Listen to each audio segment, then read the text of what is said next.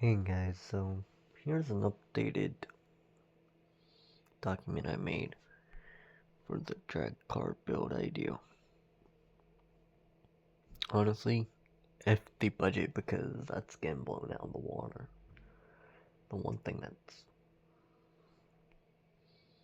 I'm gonna assume I have a limited budget, so I'm gonna pull off everything that's listed in this document and then use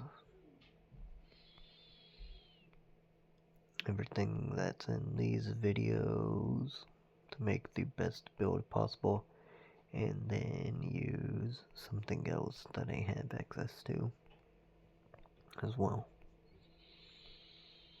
which is I think like 43 articles in regards to the best build possible for a drag car or drag truck or whatever type of vehicle it's going to be, based on what type of vehicle wins the most in all the episode in all the seasons. Oh yep, here are all the articles.